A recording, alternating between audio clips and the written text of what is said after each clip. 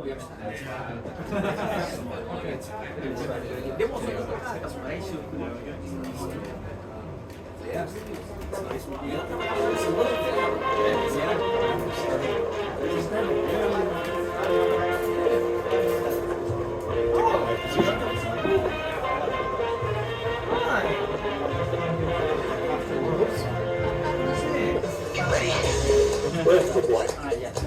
this.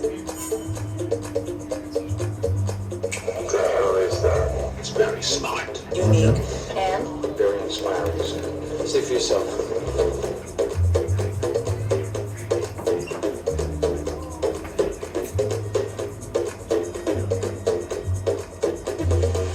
There is booze.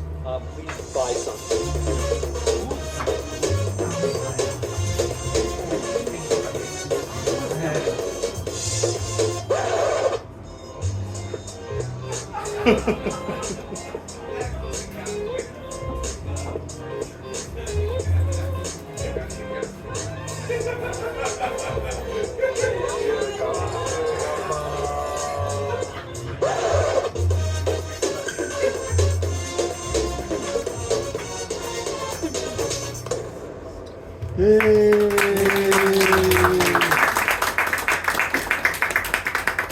All right. Can you hear me? Yes. Mic is on? Yes. Yep. All right, ladies, gentlemen. Can you hear me? Yes. You? The mic is not working, right? It turned off again.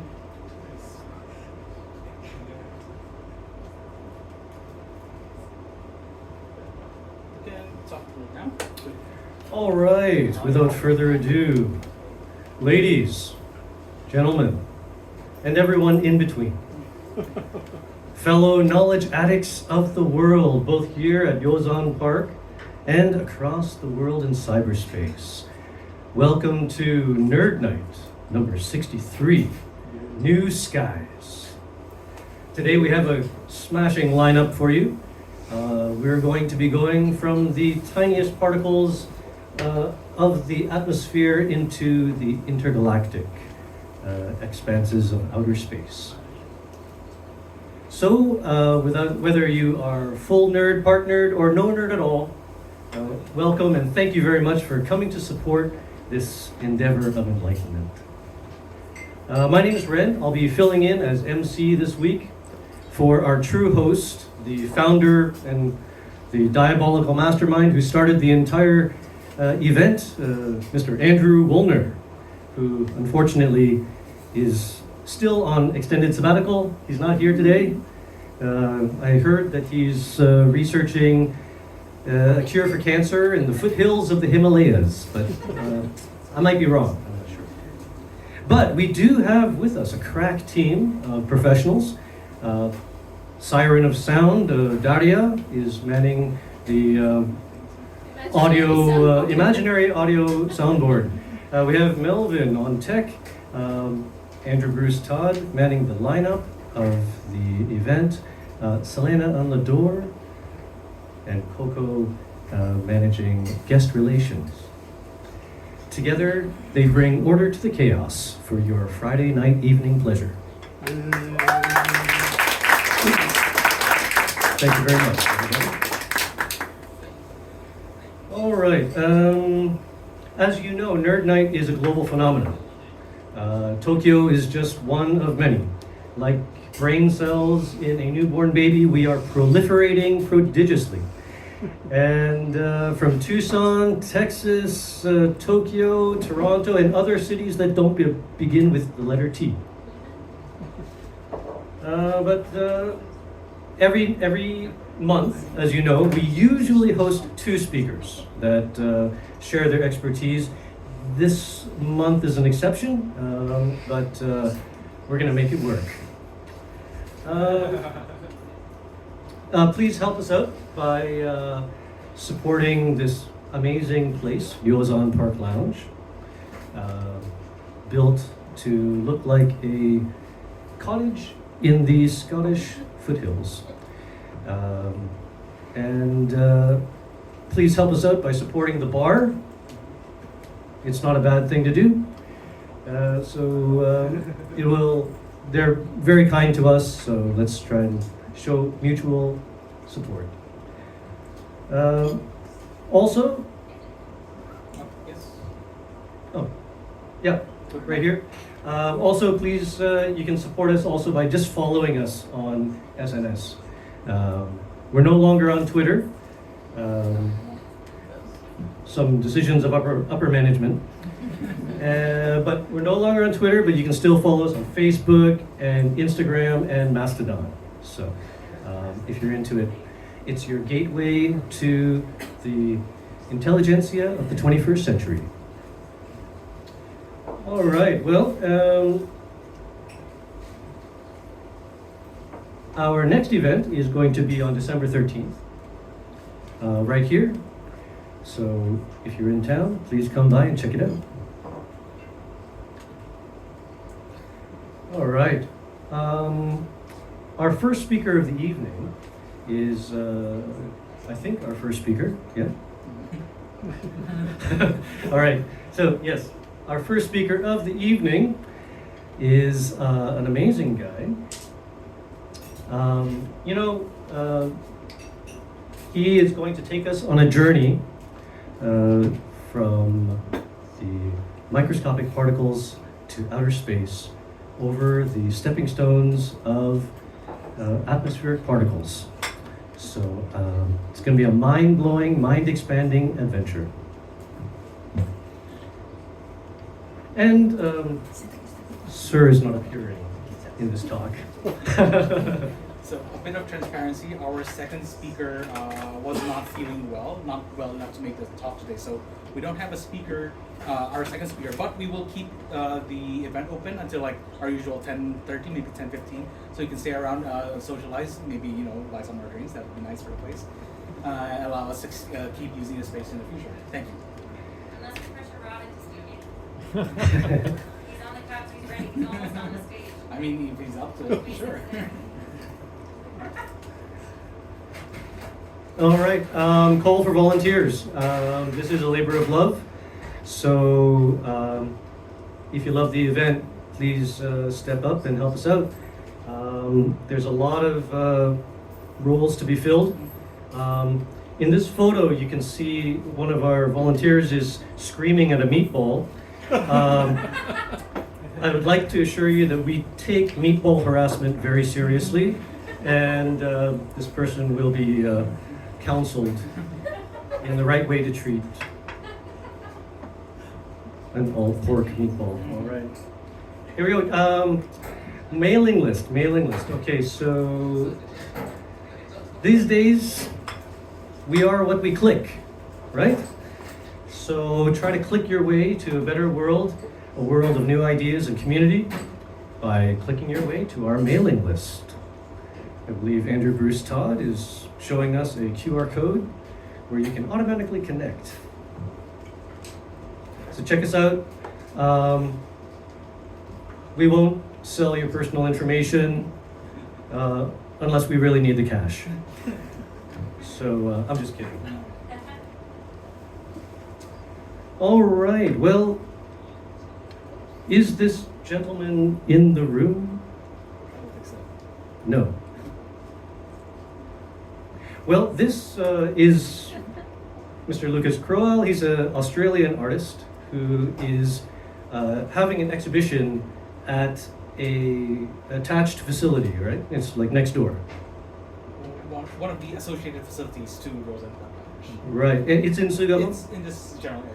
Right, yeah. So in any case, if we're lucky, they might come and explain a little bit about the inspiration and the concepts behind his art. He's a very talented printmaker and muralist.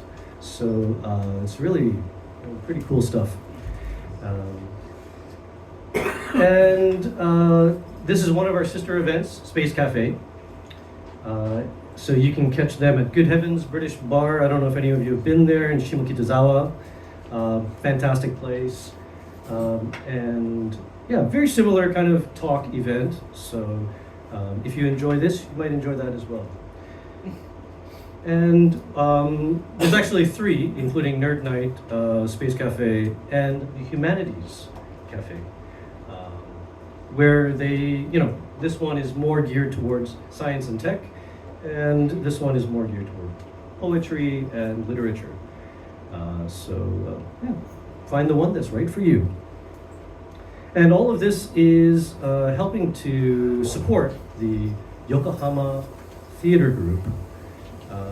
So if you haven't checked out any of their experimental drama, you might find it inspiring. So feel free to scan the QR code. You can get it from us later. Or just you just Google YTG. It should show. I'm sure you'll find it. All right. Okay. So have you ever known someone who always said the wrong thing at the wrong time? Yeah, that's me. Yeah. Maybe some of us are that person. If you don't know that, you are the. That's true. That's true. It's like asking someone if they're insane. So, in English we just call that type of person a moron. But in Japanese, they actually have a very poetic term of kuki yomenai hito, a person who cannot read the atmosphere. That's a lovely way to say moron. But whenever people called me that, I've always told them it's very difficult to read the atmosphere. Some people need multiple degrees, a doctorate, in order to read the atmosphere. So don't blame me for being, a moron. All right. So, anyways, in any case, our first and only speaker, perhaps tonight, is a person who has spent his life finding out how to read the atmosphere, not only here on Earth but way beyond, and searching for the origins of life and the truth of the universe. So, without further ado,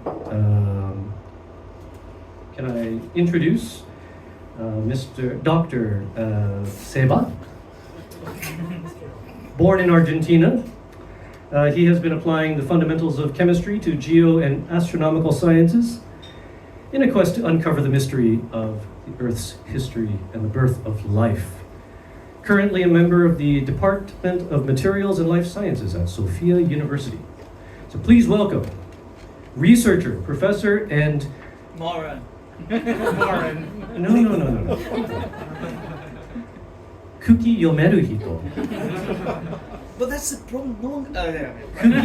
Kuki yomeru hito extraordinaire. Dr. Fuyutsuki Seba. Take it away.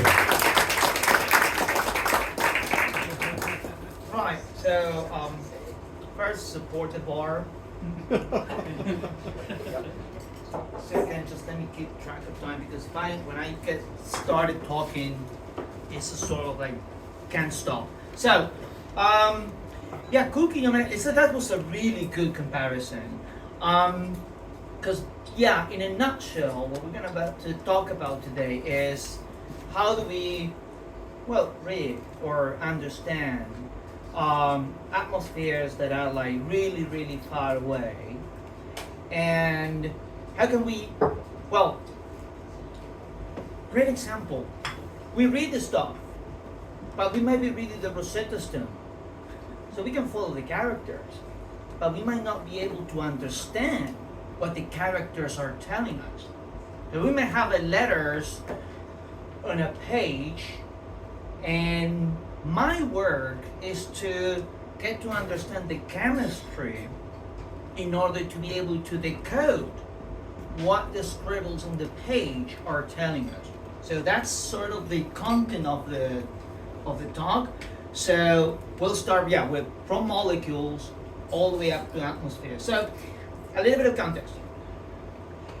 Exoplanets is a little bit of a fashionable word nowadays, and there are many new exoplanets being found. And preparing this talk, I did a little bit of like extra studying more on the side of astronomy, And the latest report on how many of these planets have been found is in the 7,000, more than 7,000. Now, people who is experienced enough, aka old enough, might remember that in the mid-80s, the idea of finding an exoplanet was like the next generation thing. It was like proving that there is another solar system or planet surrounding around a star outside our own will be like the next step into prove that life is not such a rare thing.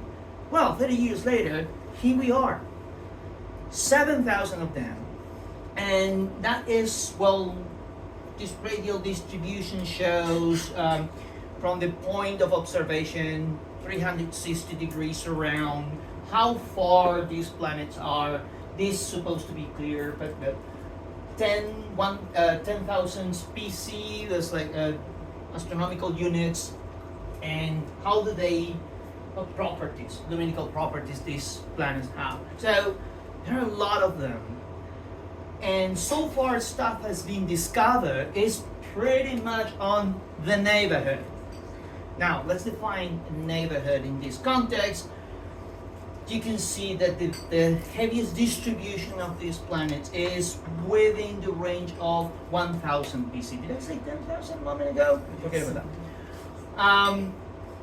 And 10,000 BC, and let's compare how big is this number respect to the size of the galaxy.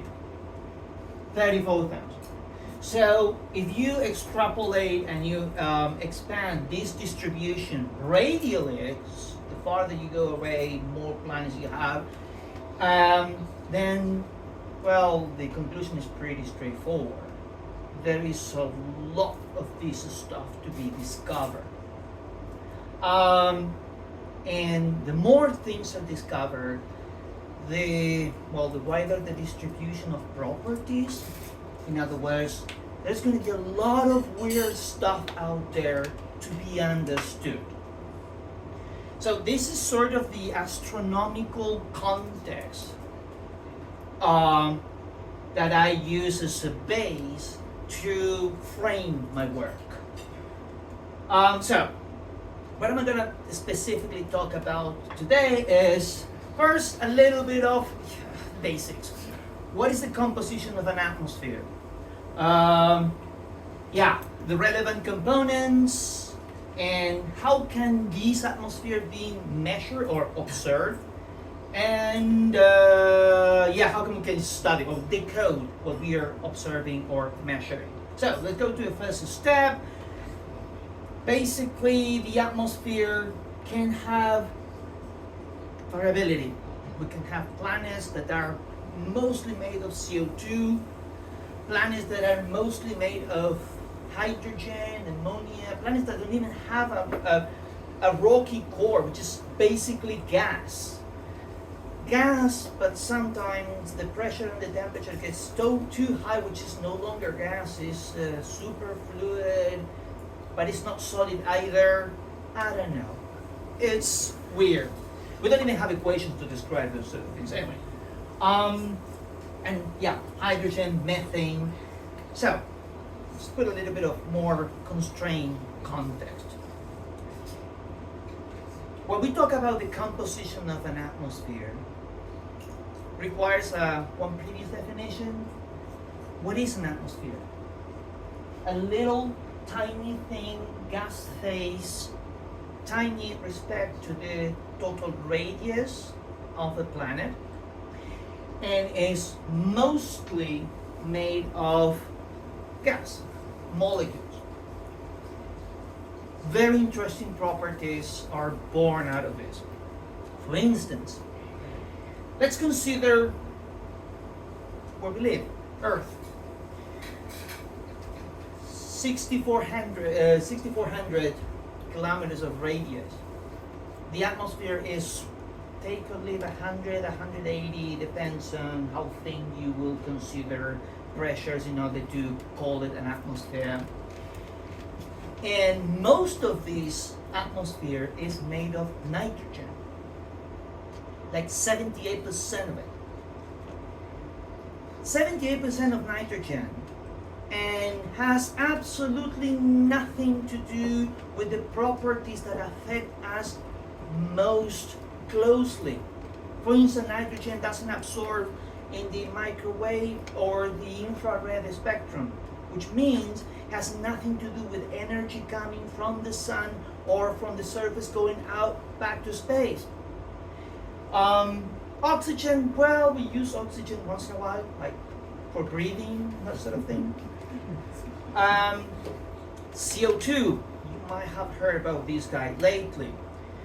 It happens to exist in the parts per million. Consider you have a grid with 1 million units, 1 part per million will be like just 1 unit. That level of units have the ability of making the planet warm enough to make it habitable or too hot to make it inhabitable. From this you get properties and numerical interactions of very little things that have very, very humongous properties that manage to change and rule the surface of a planet. These little bit of components are key to understand other planets. So with that piece of information, let's just see to how we can understand other things. And I don't remember what was the next slide. Oh yeah, that's so good. Yeah, we have components in the atmosphere, and some of these components, they can be just a little bit, but they're very, very, very relevant. CO2 is one. Water. Yeah, how much water is from water? From the total content of the atmosphere, is top 4%. And rain can ruin your wedding party, a picnic, or a typhoon can actually ruin your economy. And yet, it's only a very brief amount of material of the total atmosphere. Now, what determines the composition of an atmosphere? Well, that requires understanding of what's happening from the atmosphere to all other mechanisms that interact with the atmosphere. We have some examples. For instance, Venus doesn't have the ability to recycle material from the surface into the core. So everything that is put by volcanic activity into the atmosphere just stays there. It's not the same. It's not the case for planet Earth, and that's why we can have huge amount of oxygen.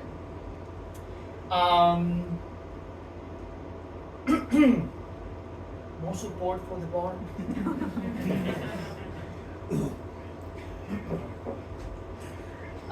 So these type of interactions is actually what determines what do we have in the atmosphere. Note on the side, but it still have to do with the atmosphere. Global warming, climate change, greenhouse gases.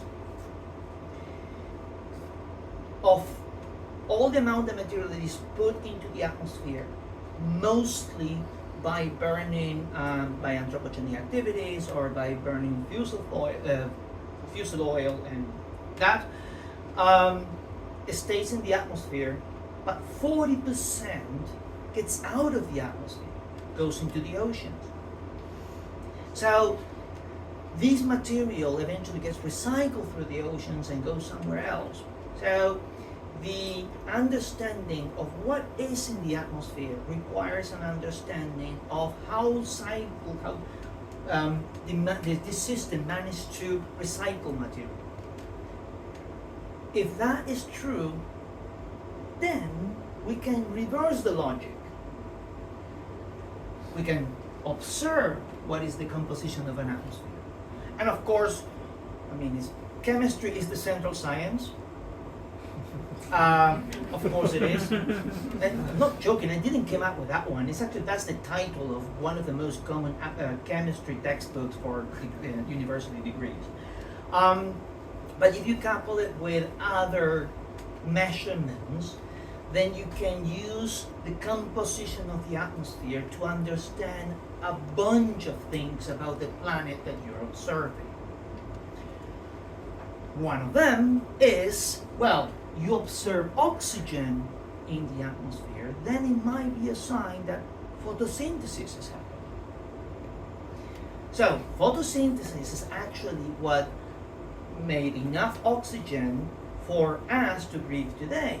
But if you reverse the logic, then you could say, well, if you observe a lot of oxygen on the planet, then you might have a strong piece of evidence to suggest there is something producing a photogenetic process far, far away. So that's sort of like the idea that is going to come up in the exam. You know, I'm not seeing anyone taking notes. Not a good thing. Right. So reading planets like far, far away. I'm still stepping into the astronomers field. Astronomers, if I say something really, really wrong, kudos. Yeah. I mean, I've seen astronomers talking about chemistry.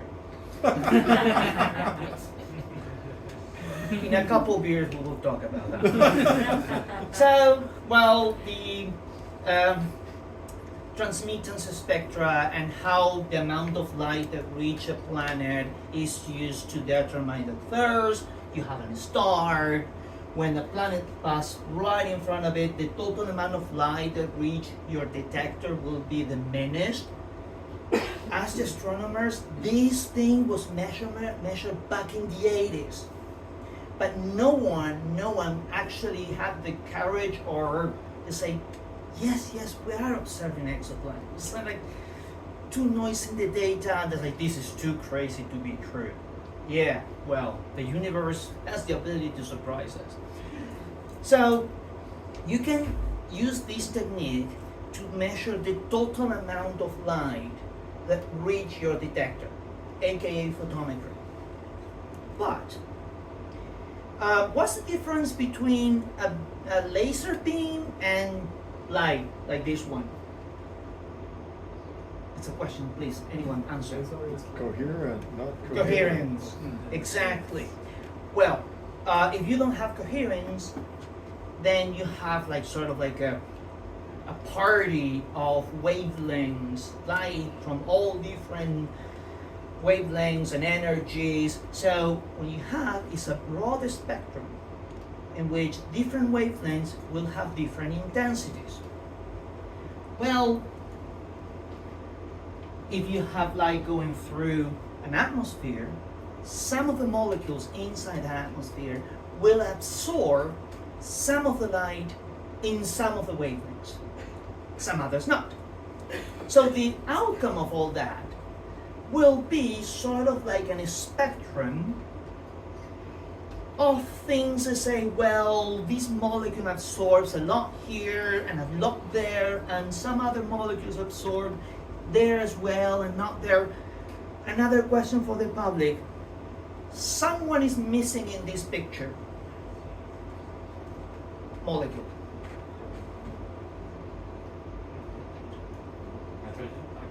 Exactly. Nitrogen is blind. That's the technical term for it. It doesn't absorb light. That's why, well, most of the content of the atmosphere is our atmosphere is completely inert to the studies of absorption properties. Why is that the case?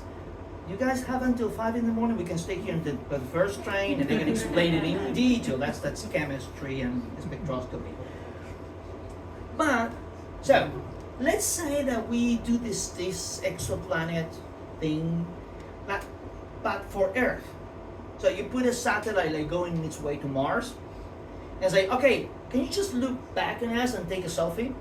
Kind of like that idea.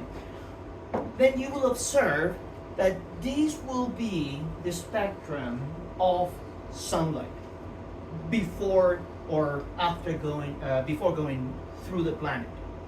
And this will be the spectrum of the planet in standing before sun.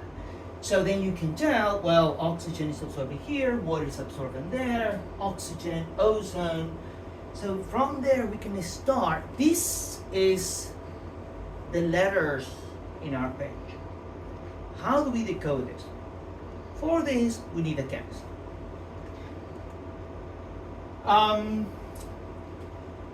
Moving forward, this is a study made by astronomers in which they say, okay, let's assume that we have a planet, and this planet has an atmosphere. Properties of atmosphere, they have very hot planets and planets with a lot of atmosphere, outside the habitable zone, inside the habitable zone, a lot of this stuff. But let's just consider what molecules will have a planet that could actually have life and, intelligent life. I don't think the planet Earth will qualify for that, but it's my personal opinion. So, a planet that will have life will have a specific relation between the amount of CO2, ozone, methane, and a planet with some sort of industrial activities, which is not properly regulated, will have in its atmosphere molecules like CFCs. That's stuff that's used for refrigerators and goes up in the atmosphere and destroys those. So we can, and by the way, this is a spectrum, wavelengths, the amount of transit. So we can actually say, well, let's study this and try to figure out what are the properties of the planet. There are many different properties that can be read out of this. One of them is, well, it's something breathing down there. So how do we study this? And for this, we need a chemist that does atmospheric modeling. And now we get into my stuff. How do we study this? Well, we approximate the atmosphere as something which is divided in little boxes, and inside the box you have chemistry happening, chemical reactions, and in between the boxes you have stuff that moves around the transport equations, and you assume that you have a star that emits light and gets light going through the atmosphere, and some elements absorb this light and some elements don't, and you have more some light that reach the surface, some other light that doesn't reach the surface. All these triggers photochemistry. This is the really fascinating stuff. Only for me and another 3 weirdos, but hobbies. How do we study this?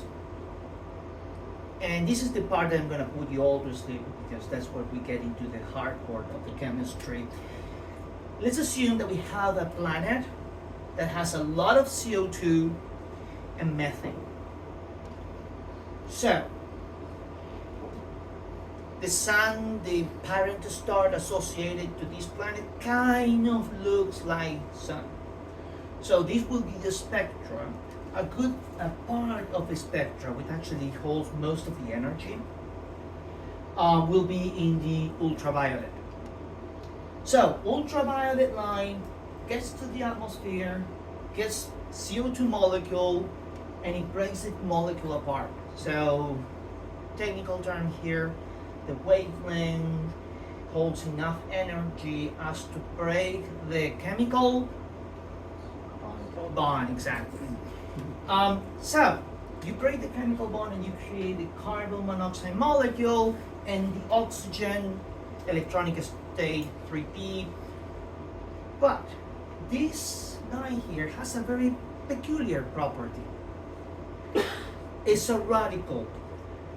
Nope, I'm not talking about politics. Radical in the original meaning of it, meaning that it's very active. So this guy is going to react with anything that collides with, most of it. same thing will happen with methane. So it will extract one hydrogen atom, will create a hydrogen atom radical, and this will also trigger a lot of chemistry. How this thing goes forward? Well, let's consider step 1, step 2, but then this element here will collide with the outcome of this element here. So now we have this other radical. What happens if this guy will actually collide with the same oxygen atom? Then you will create an oxygen molecule and you recycle the methyl radical. Question to the chemist, or the ones that major in chemistry. What type of equation, what type of reaction is this in which you recycle one of your reactants? It's a catalytic reaction. Exactly. So this catalytic reaction actually works as if we recycle your oxygen producer, and as an outcome of that, you will create this was supposed to be in the right order. A lot of oxygen, but it's not biogenic oxygen. And this, if we get back to the first part of the talk, will actually produce significant amount of oxygen in the atmosphere, and that it will be known as a false positive. So it's like, oxygen, smoking gun, sending, no, wait, no.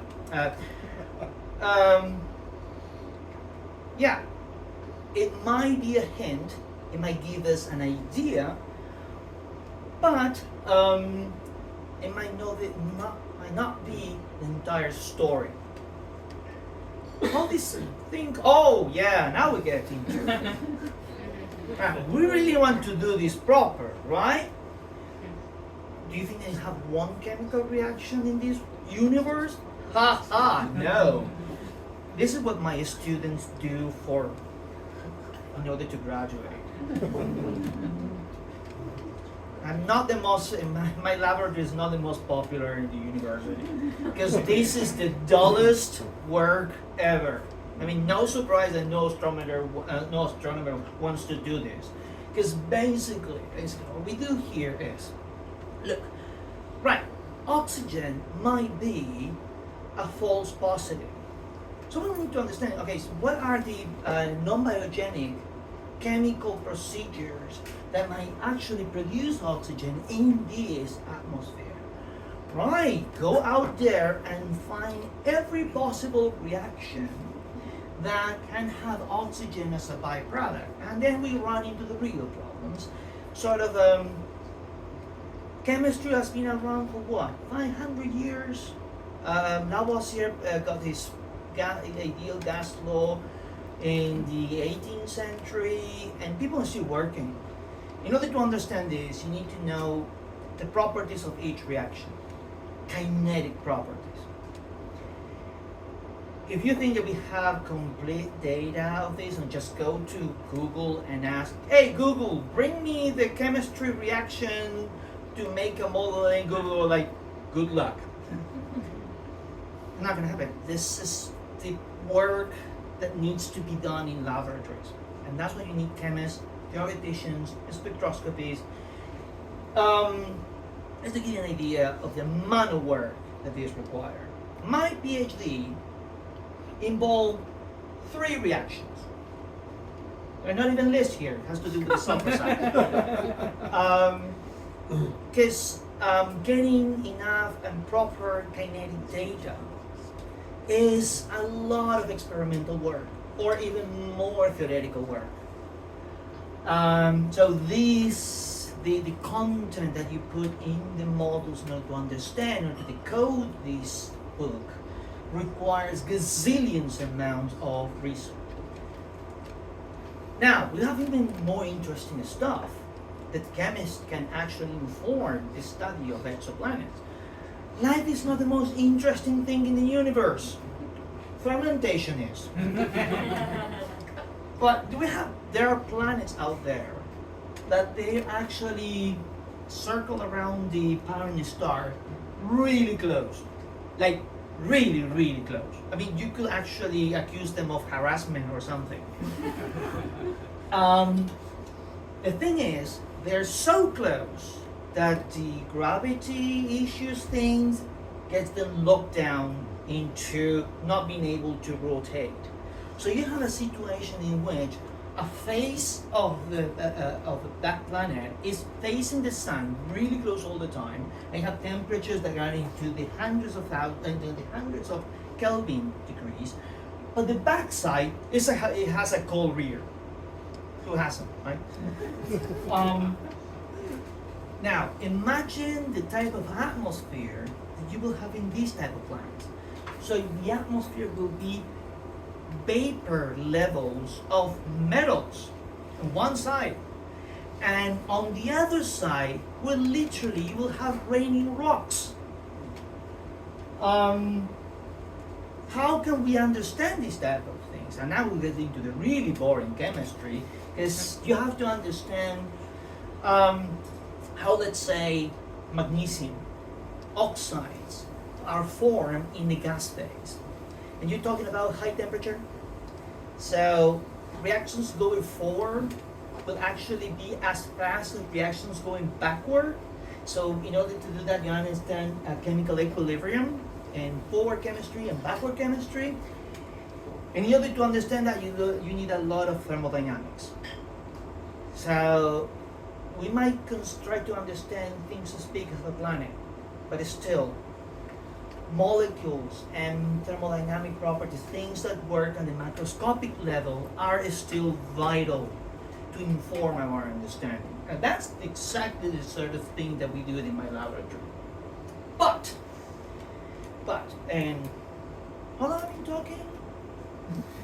Under a Good? Right. So, okay, there are a couple more stories to be told around here. So, we want to study exoplanets, but wait, we have one. We're standing on one.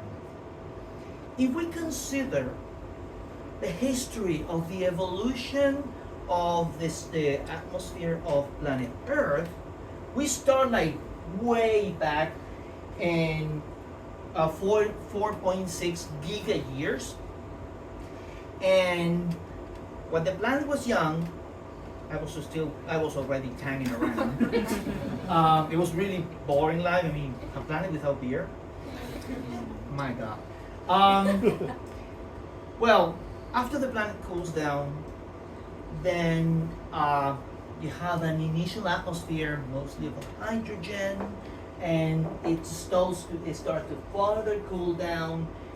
Most estimates tell us that the composition of the atmosphere was mostly CO2 and methane. So this, for all intents and purposes, will actually act as an exoplanet. I mean, a planet that is so different from the place where we live today that we can actually consider it as an exoplanet. So, using the geological record, and here is boring stuff from the geologists, we can have secondary information that inform us about, well, did the atmosphere on the late Archean have this and that level of methane, oxygen, and such. Around this point is estimated geologists. Their error bars are no joke. Like plus minus 2 giga years. Our latest assessment. Yeah. If that has any resonance with budget proposal, it's pure coincidence. It's what is estimated to have the first, the origin of the first metagenes. So the very first signs of life. I was about to make a couple of jokes, but considering my affiliation and university work and who's paying my salary, I will just hold it. As this early in the history of Earth, living systems were expected to be already working. Later on, you have the first signs of photosynthesis and photogenetic bacterial life. At this point, plants manage to make it into the surface of the planet.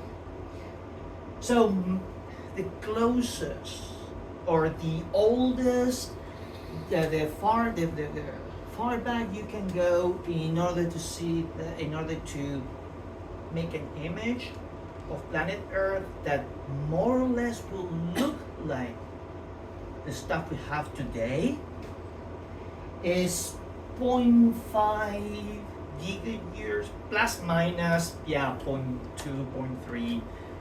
The rest, the planet will actually look as something as far away as the other side of the galaxy. So we can use the geological record to say, okay, let's imagine a planet that was mostly CO2 with 3% methane. What sort of chemical components would produce this type of atmosphere out of chemistry and chemistry alone? So the picture will be, chemistry will tell us that you have 3% of this component, 2% of that component, and 25 per million of something really, really weird, like oxygen or dimethyl sulfide, some organic compound. That is produced by chemistry. Sorry, life, there's no place for you here. Now, the big if is going to be when we start having discrepancies between models and observations. So we're going to blame life for a lot of wrong research in the coming years. Great, we love life, yeah. But at a certain point, we want to be able to weed out errors and do more effective modeling. And that sort of, look, if the planet doesn't have life, we'll have these type of properties. But we are observing something that it shouldn't be there. So that will be over the years and many, many levels of research will give us a hint like something is there crawling in the ground or under some icy waters or somehow is producing something you cannot produce only by chemistry. Sort of.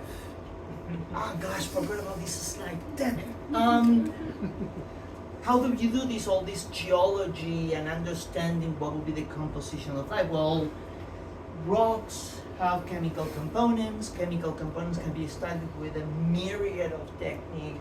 One of the most advanced forms of analysis is to look at the isotopic distribution of, let's say, sulfide compounds in really old rocks. The oldest rocks that still exist at the surface of the planet, they go actually 2.3 point something gigayears back in time. Geologists will be screaming at the screen right now, like, you're wrong! Yeah, you're wrong. Who cares? I mean, the point is that all rocks that hasn't been recycled through the core will hold information.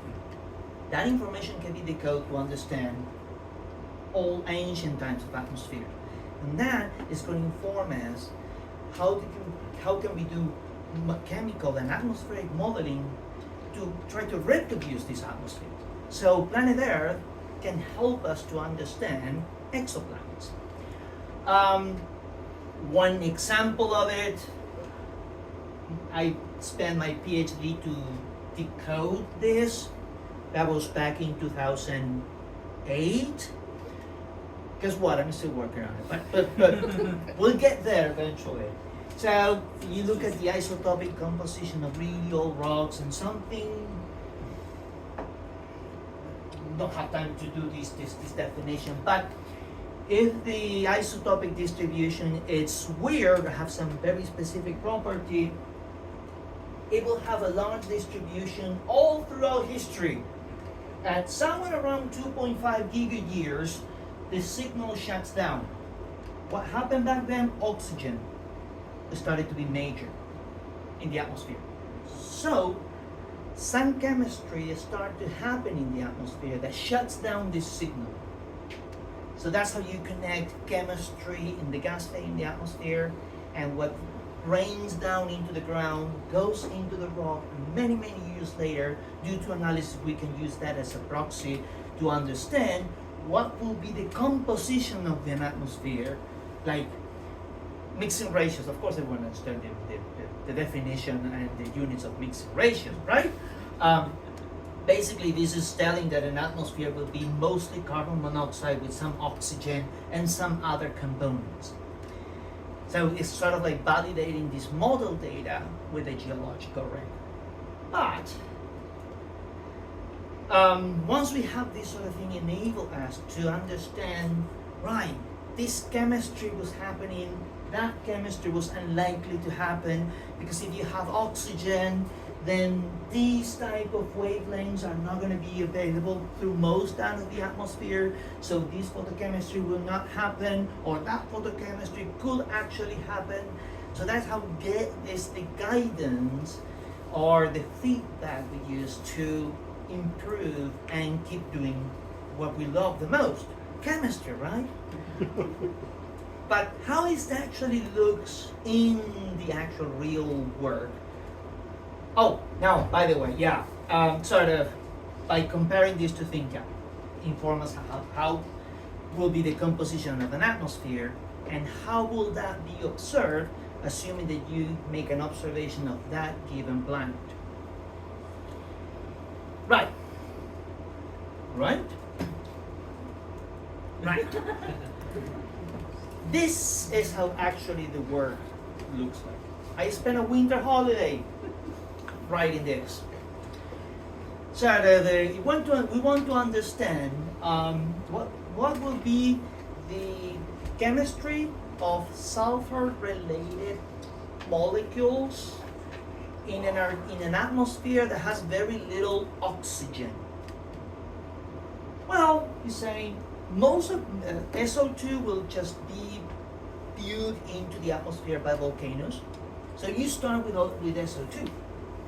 Well, SO2 will be break apart by UV light, and then will give you SO2 in two different SO2 radical, but also will produce two different electronic states. So for the photoexcited SO2 molecule, chemistry, yeah. And that will react with other things, like OH radicals, and will react with carbon monoxide, because we'll further photodissociate and will produce OCS. But then we'll have a different route that will produce SH. I'm not going to tell you the story of this entire labyrinth, but sort of the amount of data and the amount of studies that need to be done in order to have a quantitative understanding of how chemistry needs to be applied into photochemical models of atmospheres, so we can provide data and as a back and forth talk with the astronomers in order to understand how these planets will behave, what kind of atmospheres they will create. And based on that, we can tell things about planets. So the logic goes back and forth. It's a constant talk between astronomers saying, like, dude, your model makes no sense, and chemists saying, and your measurements make no sense either. Yeah. And that's all, because after that we start with the equations and it's already too late. The moment that I found a planet that has this component in the atmosphere, I'm getting my sabbatical. Thank you for your attention. I hope that this was the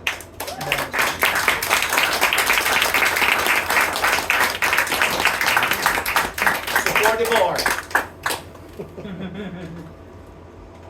Questions? All right, thank you very much. That was a fantastic presentation. Reports will be due Monday morning.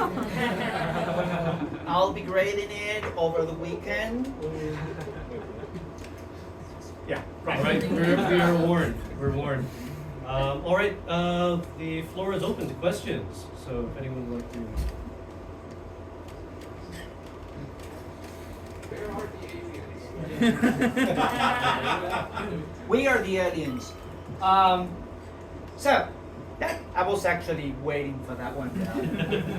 So, if the Drake equation is bollocks, a single product to say this and this and this, really. Anyway, even if they are out there, how are we going to be assuming that they don't have the what's the Star Wars thing that you just get the jump thingy? Hyperspace. Right, that. As long as no one develops something like that, or the spice that bend the universe and you can just travel. I mean, let's keep it real.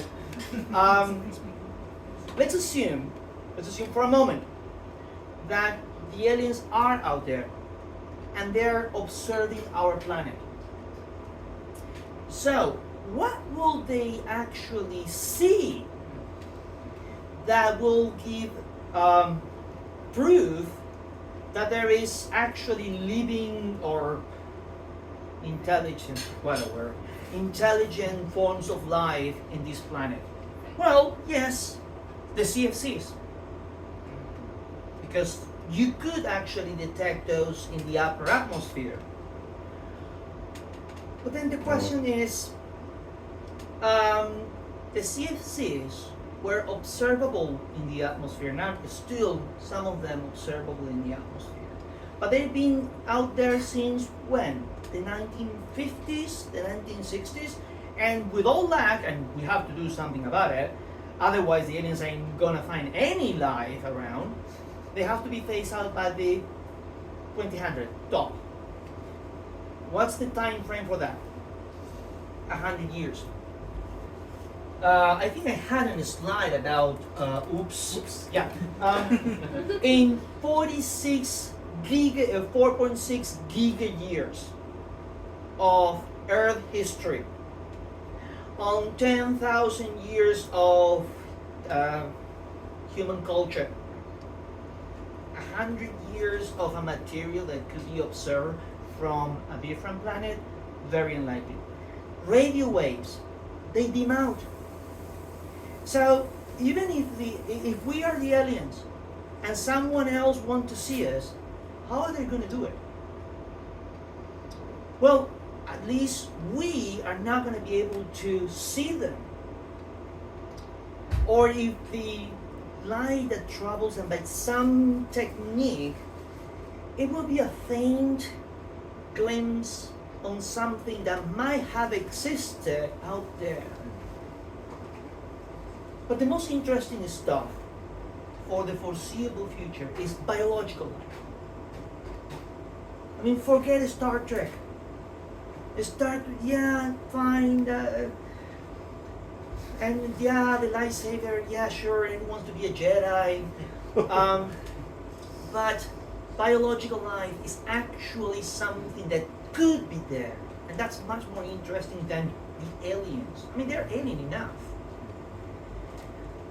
Intelligent life out there. Yes, I did the SETI thing, and I learned Fourier transform to understand that thing. So that is, I think, is the most interesting thing and the most important thing about aliens out there. It's a driver. It's the carrot in front of all scientists to move us into trying to understand the universe. We never find them. That's all right.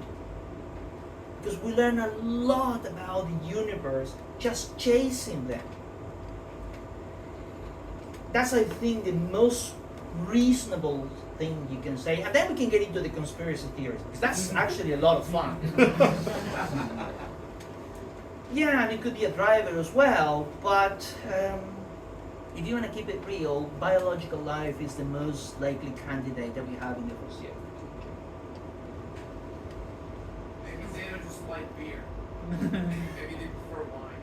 Then they stay out of my way. It's like, what's the point then to be discovered? Oh, well, they might actually like whiskey. They got my, kudos, respect,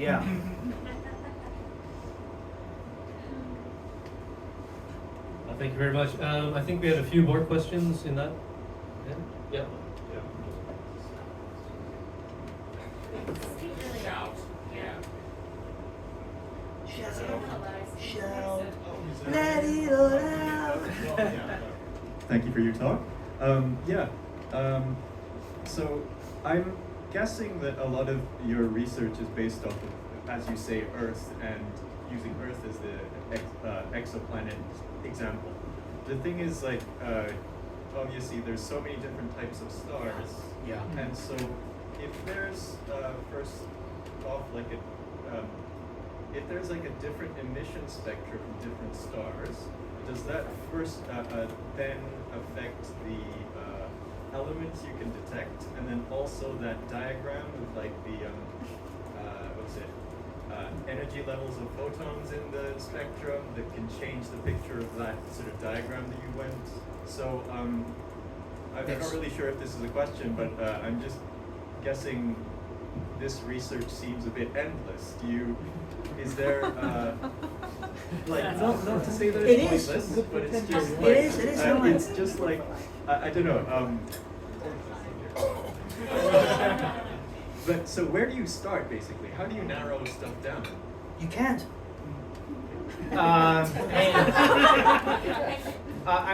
Eventually, you have to understand all parameters, or have a guiding principle that narrows down some parameters.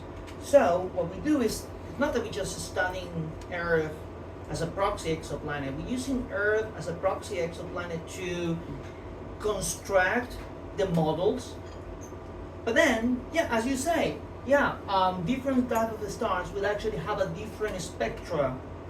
Actually, had a better slide for this. What's it? This one.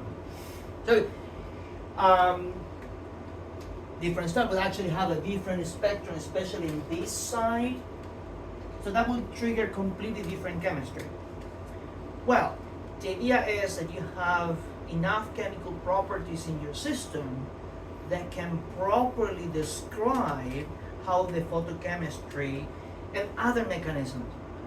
I'm centering myself in chemistry, but if you think about a planet, then you have to consider transport phenomena, astronomical properties, like how much material escapes out of the atmosphere, and such and such and such.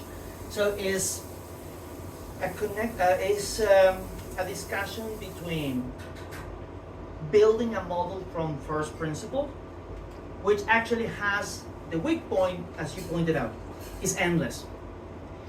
But then you have mostly information from the astronomical field, and we say, look, we don't have to look into this.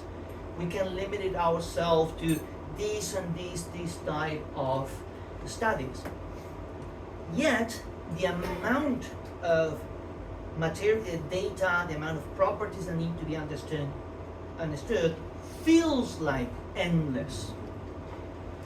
On that account, AIs will actually be really, really, really handy for the next generation of studies, and we can use intelligence, artificial algorithms that can help us to handle levels of information and properties that no postdoc, no PhD student, doesn't matter how hard you hit them there, is going to be able to deal with. So yeah, there is a point. I mean, it wouldn't have a computation of 50 years ago, the same question will have been asked about the computational limits that you have in order to make this model.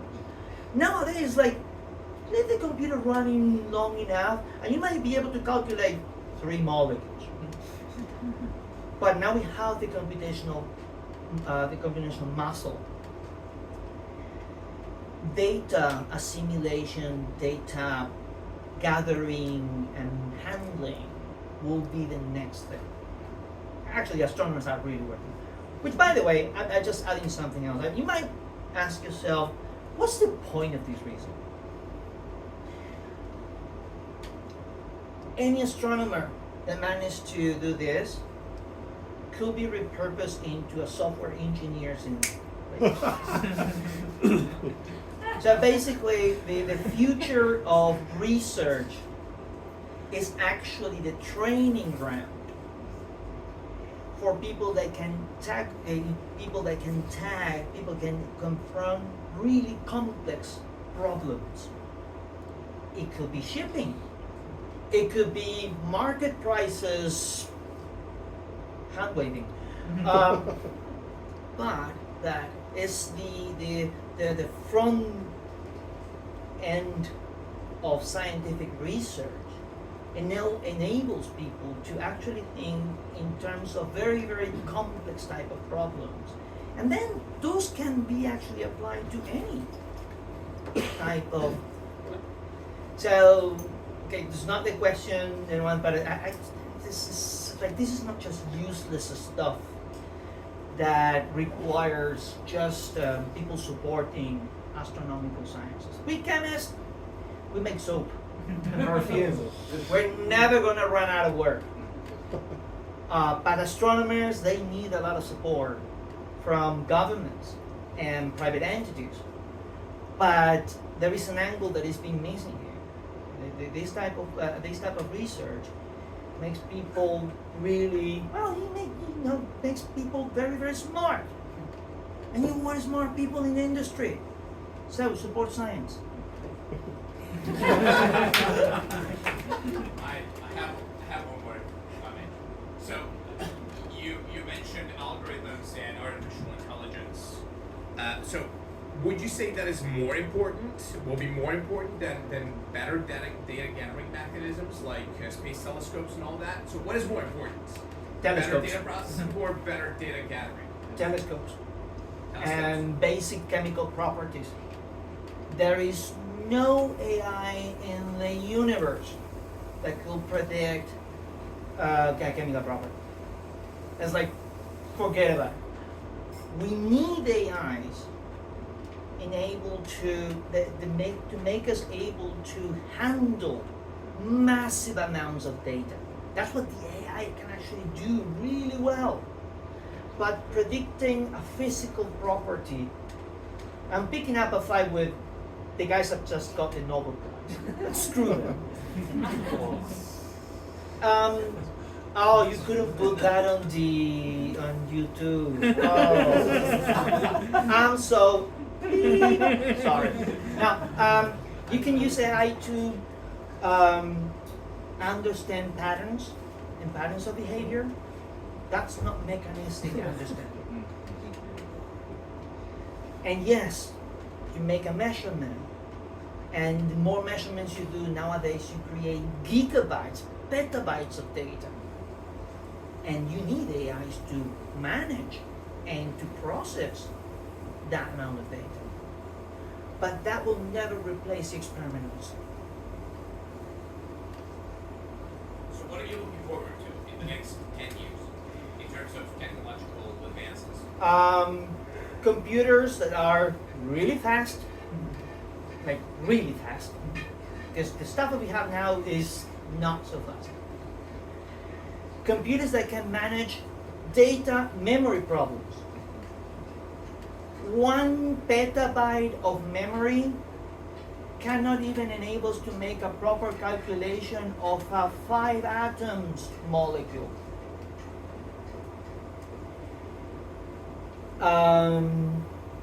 Yeah. How can we actually manage petabytes of data? Well, I mean, the guys in Google, they've been working on this long enough. But then how can you make it, how can you apply it into many different fields? So I'm stepping outside my own field of research. But that is something that AIs and data science will really will help the field of astronomy, the field of chemistry, the old science fields. But it's becoming increasingly difficult to get people that do basic experiments.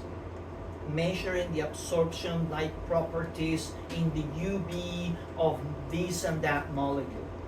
Understanding the isotopic effect when UV light absorbs this organic compound that could be used to identify this and that property in that exoplanet. Good old-fashioned science experiments are expensive, are slow, demands time, physical space, and costs a lot of money. I say that twice already. Yeah. That sort of thing is what is becoming increasingly difficult to do in the sciences. Why? Because you can publish a lot with, data and the calculation and the model, but at the end of the day, someone needs to do the experiment. Needless to mention, to put a satellite in space. That's actually rocket science. Not anyone can do that, and we need it.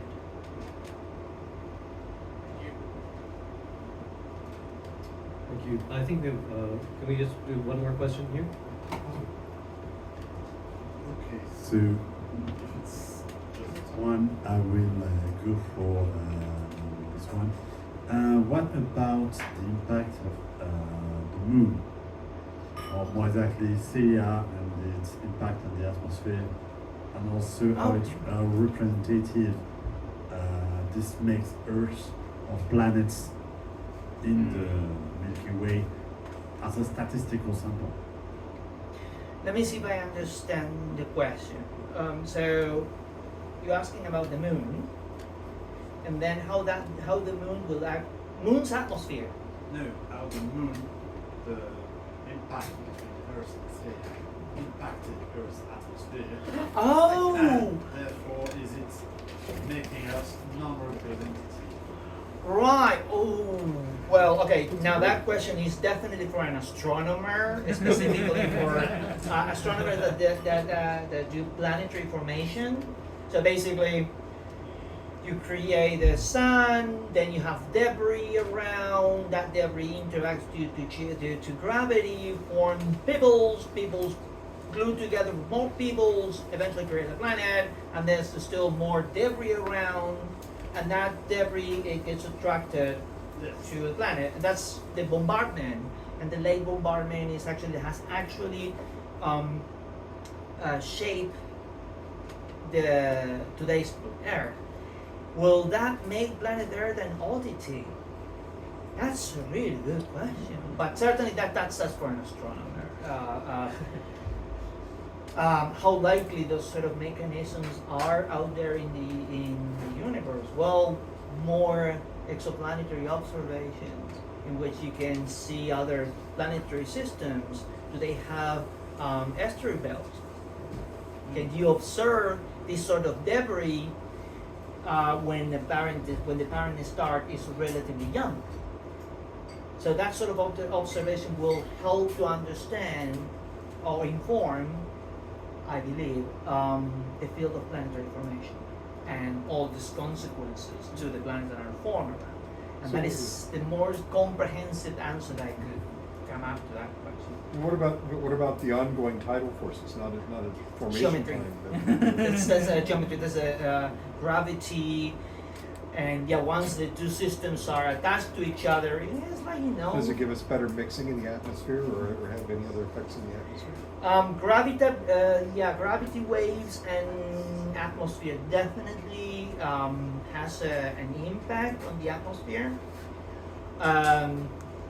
But so far we haven't got that level. I don't think that change anything significant to the type of analysis that I'm focusing.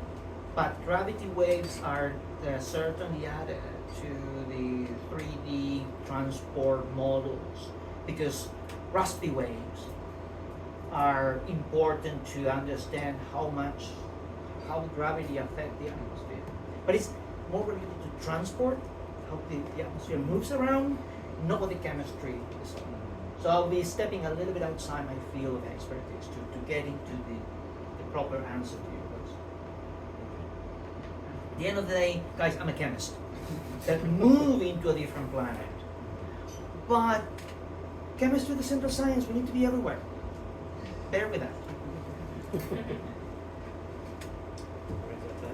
All right.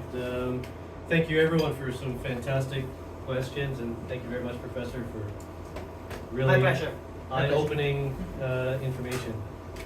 Thank you.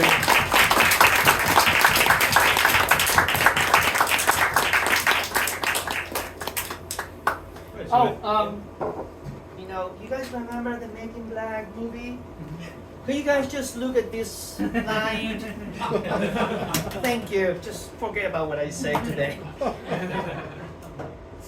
what? That.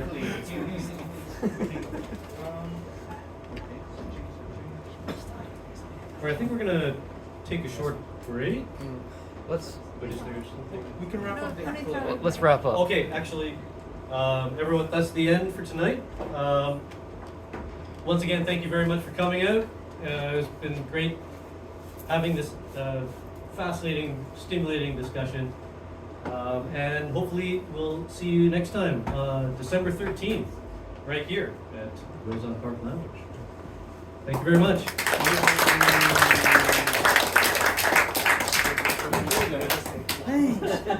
This Just a is reminder, another- we'll keep the room open until about 10:15, and then we'll have to start pushing you out the door. But please hang around and continue the conversation.